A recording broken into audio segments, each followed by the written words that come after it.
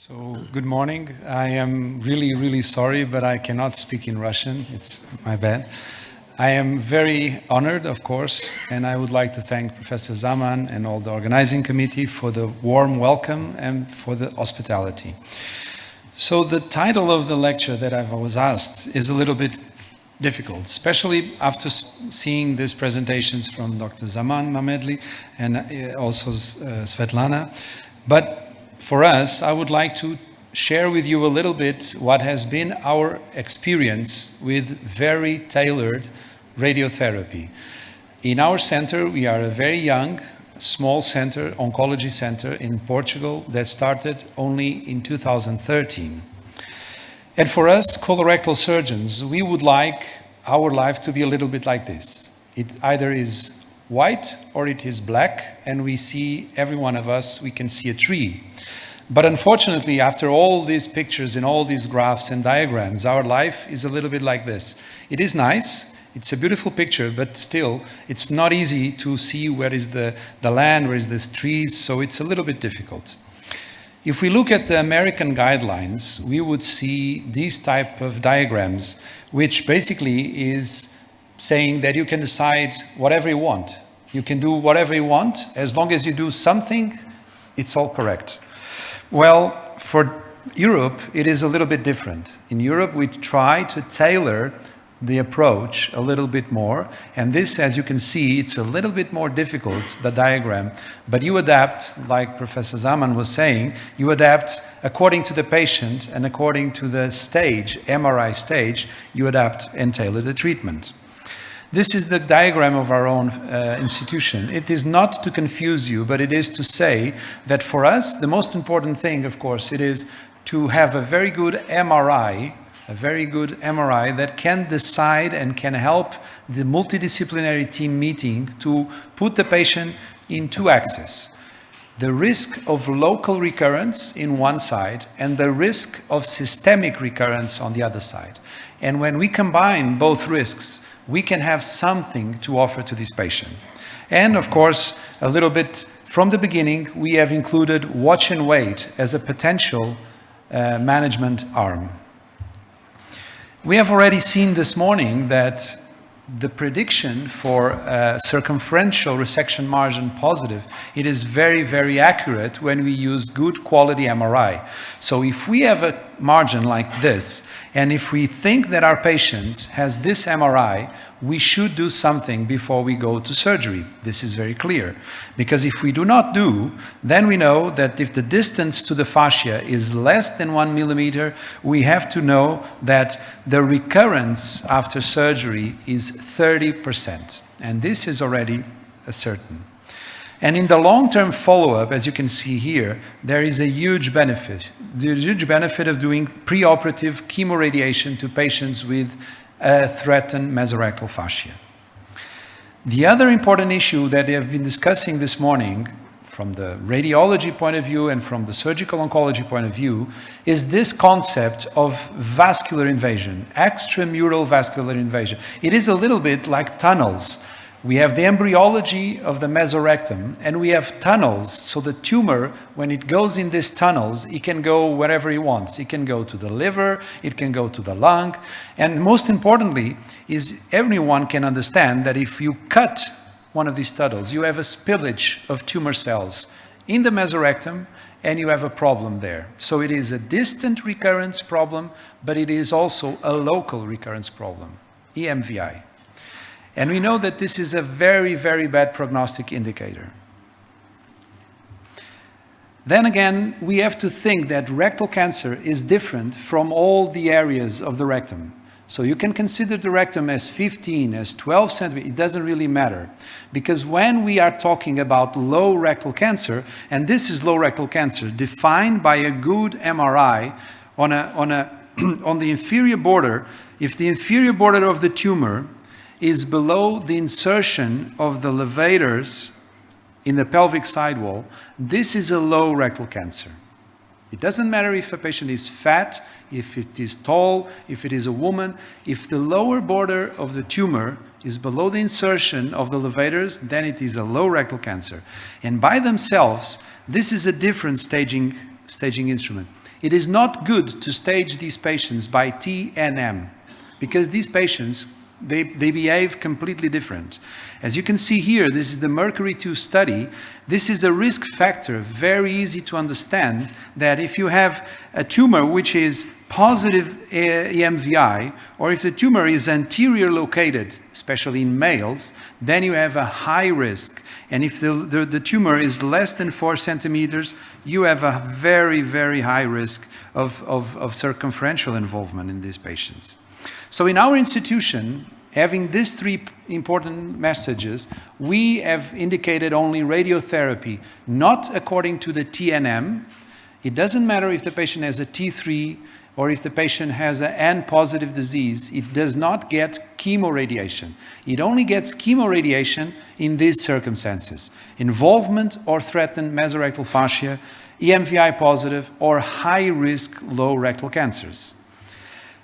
What about the chemotherapy? All these trials in the last 20 years have shown that chemotherapy after chemoradiation and surgery, they don't offer any benefit for the patients. So, in another way, if you look at this graph, which is a very nice meta-analysis run by the group of the Netherlands, you see that in these patients, if you do chemotherapy after chemoradiation, or if you observe the patient, it doesn't matter, because the patient has the same rate of distant metastasis, which probably means that we are thinking a little bit bad on this. So we should shift the concept and we should change where we give the chemotherapy.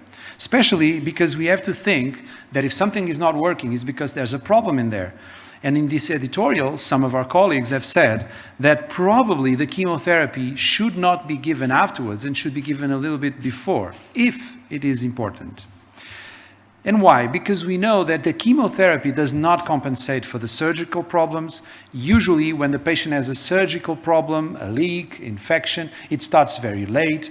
And some of these patients that are old and they are frail and that cannot have chemotherapy after all these problems, and probably because there's subgroup analysis, like we've seen this morning, some patients, there are some molecular subgroups of patients that should benefit for chemotherapy, and the chemotherapy mustn't work for the other. So it is a little bit of a balance. I've shown you that in big tumors, in locally advanced tumors, if they don't invade the mesorectal fascia, or if they don't threaten the margin or the levators, or if they don't have EMVI, we usually don't give chemoradiation. But on the other side, we have very small tumors, very specific T2 tumors that I would like to think about. Should we operate all T2 straight away? Because if they have a mesorectal fascia clearance, everything, should we operate again? And I would put a couple of ideas into this. We have very good tumors that could be straight ahead treated with surgery. But let's think about the population that we have today. And if we have people like this, even if it is a T2, well, the problem of CRM positivity might be a little bit. And also, if you look at the open and the lab TME ICOSOG latest data, you know that even in the best surgical hands, in the best treatment, you have a problem with incompleteness of mesorectal excision. So not all patients are the same. The other problem is, even if it is a T2, some of our patients have a very, very low located tumor. So this patient has no problem with the mesorectal fascia. This patient does not need any special thing. But the problem is, if this patient is a 78-year-old male or a female, or someone who has a birth delivery problems and has a very, very low compliance already to the feces, should we do a TME on this patient? Well, probably not, because if we do a TME, technically it is possible, but the functional outcomes would be very, very bad. This is the group with the most experience probably in intersphincteric resections. So these are patients treated with total mesorectal excision, intersphincteric resection. Eric Roulier from Bordeaux, very, very good surgeons, and they looked at the functional results of their patients 1 year after intersphincteric. As you can see, half of these patients have incontinence, and 90% almost has dysfunction. So is this a good quality of life? TME with intersphincteric resection on selective patients, they could be T2s, but probably not. So what about the concept of complete response? So should we treat the T2s and the T3s on the same way? We know that T2s respond well to chemoradiation. We have evidence on that on several trials, but what about the outcomes of these patients in watch and wait? This is a group from Angelita Abragama from Brazil, and they have published that when they look at the T2s that have chemoradiation and they look at the T3s, they have the same number almost of clinical complete response. So they don't have more clinical complete response, but on the other side, we know that if they get a clinical complete response, you have 9% of regrowths comparing with 90% of regrowths on the T3s. So it means that when a T2 gets a clinical complete response, it's very, very rare it gets a regrowth. So it has a good, stable, sustained response. And what about distant metastases? It doesn't really mean a big difference. So these patients, it doesn't really matter what local treatment you do to them. If they have the biology of having a distant metastasis, it doesn't matter if it is a T3 or a T2, they can still have it. So no difference. So probably, and this is just a controversial topic, but this is something to think about. Maybe some selectives, some T2s, they are very good candidates. So changing a little bit what I've said before, now we are rethinking our strategy, keeping a very selective policy for this irradiation, for chemoradiation. The tumor size and the TNM does not really matter. But on the other hand, if we have a very, very selected patient with some problems, or frail, or old, that has a T2, even if it is curable and very easy to treat by surgery, but the functional results might not be good, this could be a candidate. And this is just to think about. Finally, I would like very much to thank the opportunity to speak here and to be in Moscow. Thank you very much.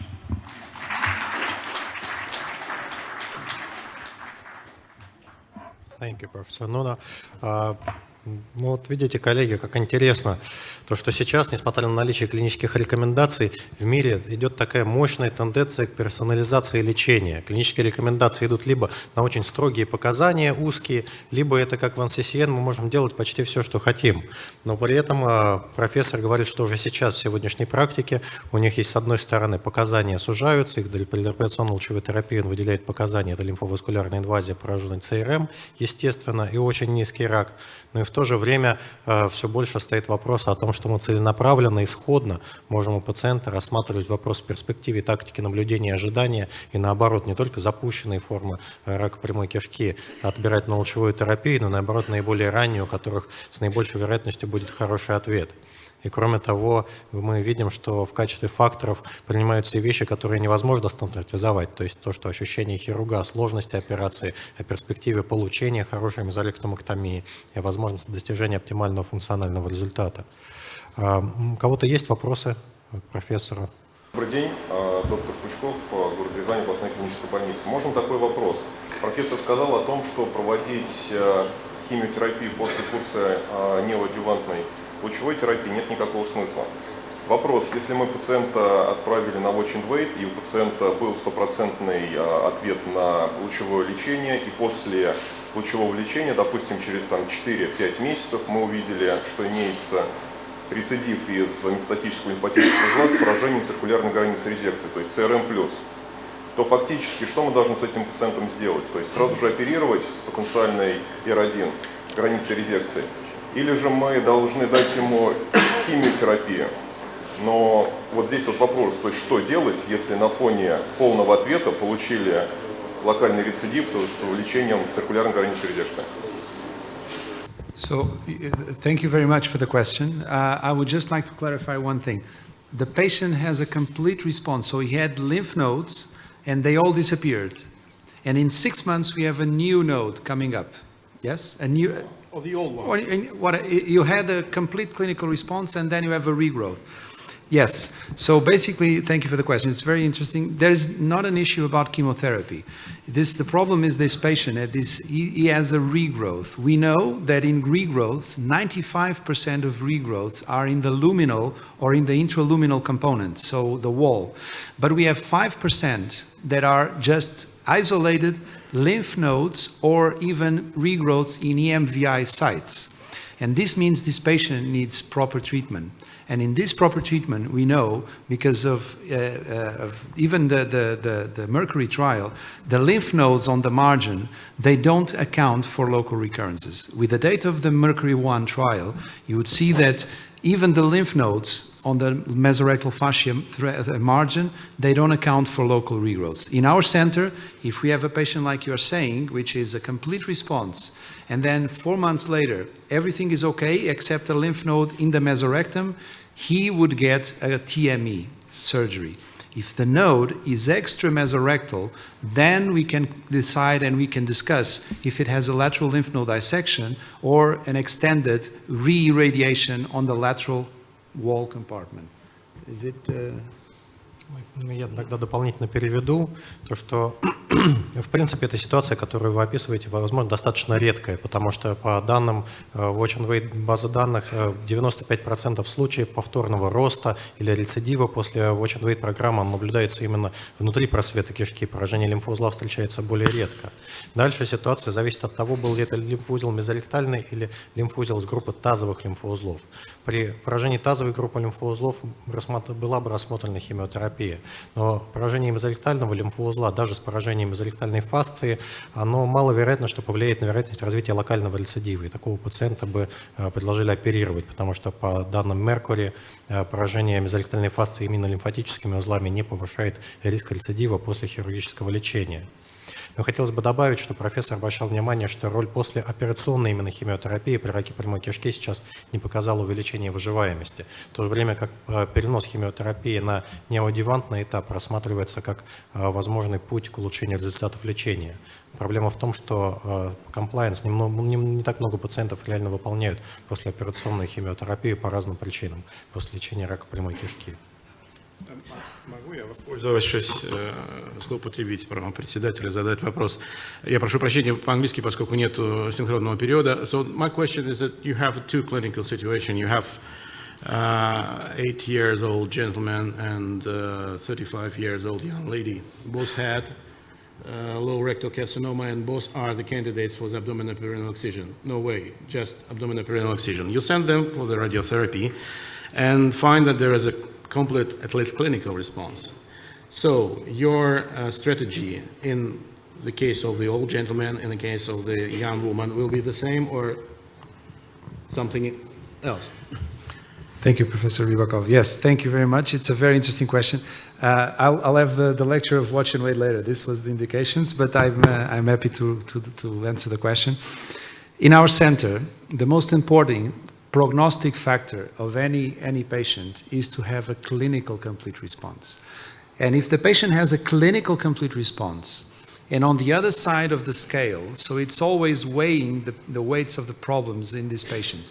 If I have a 35-year-old female with a low rectal cancer, and the only thing that she has to benefit is an APR or a clinical complete response, what we will do is we would consent and inform this lady that she has to comply to a very strict surveillance follow-up. But if she agrees, we will follow and not operate immediately. Because if she has a regrowth, if she has a reappearance of the tumor, which is different from recurrence, and I hope I can show you in my next presentation, if she has a regrowth on the same site, we would go and do an APR, like she needed in the beginning. So we will not do extended surgery. We will not do extra or beyond TME surgery for her. If she has a very good response, a clinical complete response, she would have the benefit of a watch and wait. If she agrees, it's always a shared decision making. It's always informing the patient of the risk of regrowth, the risk of metastasis, and if she agrees, yes. For the 8-year-old, I think they are the most easy to decide, at least for us. What I'm really concerned in this situation, that you forget the option of the intercentric resection. If you have, yes. But you said it was an APR. No, that after the clinically complete response, you can offer the of course intercentric resection. The concept of intercentric resection was based on this. That if you have a small tumor, even just 1 centimeter above dented line, you can offer the patient intercentric resection. And if you wait, you lose this window of possibilities. So if that lady had a regrowth, she would have an APR. Yeah. You're completely correct, but the problem is sometimes we surgeons forget about one thing, which is the quality of life. And the quality of life of these patients, it's two things. One is not giving chemoradiation. So a 35-year-old female with a very located low tumor, if she needs some resection, which is not an APR, it's a good candidate for intersphincter. But after chemoradiation, if we, even in the hands of the French, this data is after chemoradiation, TME, and intersphincteric. It's 90% incontinence, and it's 50% quality of life less. A lady with 35 years old living her life with diapers, it's a perineal colostomy with an intersphincteric. It's not a good quality of life, and we need to inform the patients about this. If they still decide on going ahead with the intersphincteric, of course, we would offer an intersphincteric.